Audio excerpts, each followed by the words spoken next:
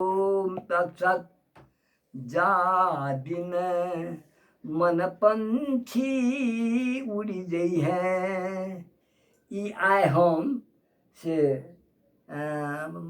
परम आदरणीय श्रद्धे सूरदासक से कथन सूरदास जे हमरा लोकन के बुझौने छथि जे जाहि दिन ई मन पंछी उड़ि जायत ताहि दिन कोना हैत आ की हैत से बात से ओ अपन कवितामे लिखने छथि से हम पहिने सुनायब आ ओ से फेर ओकर भावार्थ सेहो कहि देब। जा दिन मन पंछी उड़ी गई है, जा दिन मन पंछी उड़ी गई है, ताजिन में तेरे तन तरुबर के सब पात झरी गई है। जादे ही को करबन करिए श्यार काग गिध खई है।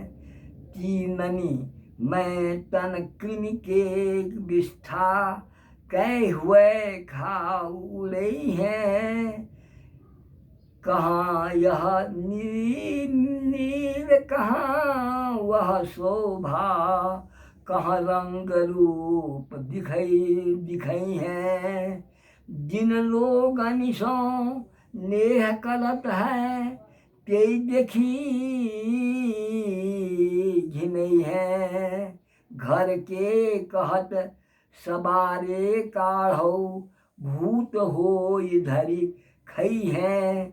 जिन पुत्र निहि बहुत प्रतिपाल्यो देवी देव मनई है। तेले खोपरी बाँस दे शीश फोर बिखरई है। अजहू मूढ़ करो मन संगति संतनि मैं कछु पई है।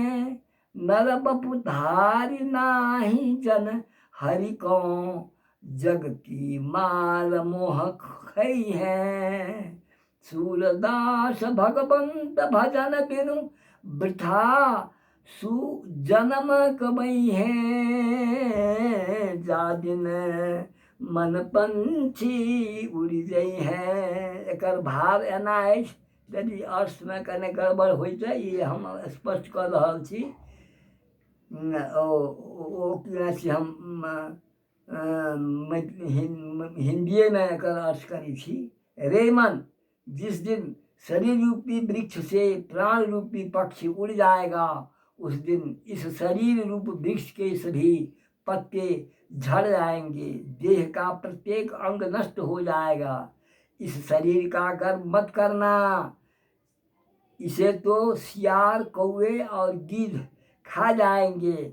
शरीर की तीन में से तीन गति होती है, उन तीन में से या तो यह गाड़ लिया गया तो सड़कर कीड़े बनेगा एक, या पशु पक्षी आदि खा गए तो उनकी विष्ठा बनेगा दो, जला दिया गया तो राख बन जाएगा। वह तीन गति शरीर का होता है।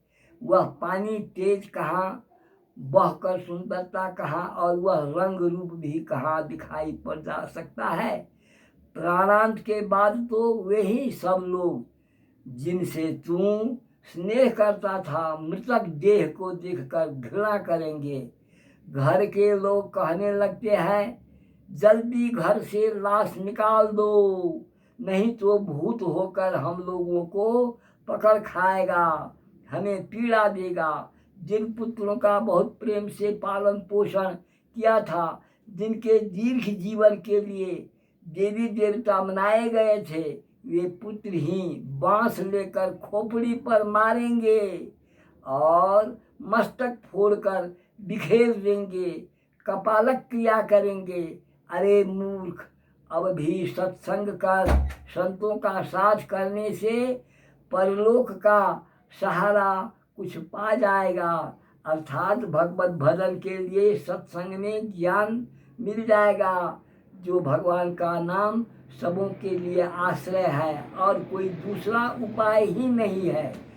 मूर्ख मनुष्य, या हम आप जितने हैं सब में मूर्खता भरी पड़ी है, या वो समझ नहीं पा रहे हैं। जो मनुष्य शरीर धारण करके भी हरि का भक्त नहीं होता, उसे जमराज की मार खानी पड़ेगी।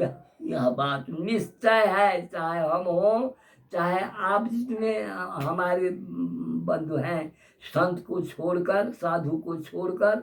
सूरदास जी कहते हैं, भगवान का भजन किए बिना तो मनुष्य का श्रेष्ठ जन्म व्यर्थ ही नष्ट कर देगा। इसलिए इस मानुष तन को प्राप्त करके, मनुष्य के शरीर को प्राप्त करके भगवत आश्रय होना हम लोगों के लिए परम आश्रय होगा। इसलिए बारंबार हम कहते हैं कि भगवान की शरण में हम लोग जाएं। यह शरीर जो है वह पानी के बुलबुला जैसा इस शरीर का स्थान है। पानी का बुलबुला इतना फोका बुलबुला होता है, तुरंत फिर पानी में मिल जाता है। जैसे पानी बीच बताशा, बातों में बीती जाए, रे मन राम कृष्ण बोल, रे मन राम कृष्ण बोल, रे मन राम कृष्ण बोल। राम का चाहे कृष्ण का, चाहे देवी देवता भगवान महादेव का, बा भगवती शक्ति मती भगवती दुर्गा का, जिसका नाम आपको अपने मन में आवे उनका जप करते रहे। 21,600 बार हम लोगों की सांस चलती है, उतना प्रत्येक दिन जप करते रहना चाहिए। हमारा इस संसार से कल्याण हो जाएगा। हम यही कहते हुए सूरदास को जय जयकार उनका मनाते हैं कि हम लोगों के पास इतना लिख कर वे दिए हैं। हम लोगों को सावधान हो जाना चाहिए कि इस संसार रूपी समुद्र पार करने के लिए एक नाव भगवान का नाम ही है।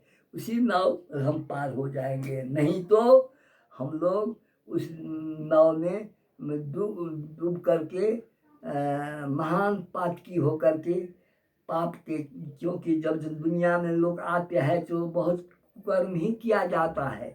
बहुत सुकर्म करने वाले की संख्या बहुत कम है, थोड़ा सा है। इसलिए मैं कहूँगा कि हमारे संत सूरदास, तुलसीदास बा ऐसे और बड़े बड़े संत हुए हैं जिन्होंने हम लोगों को आगे बढ़ने के लिए बहुत रास्ते दिखाए।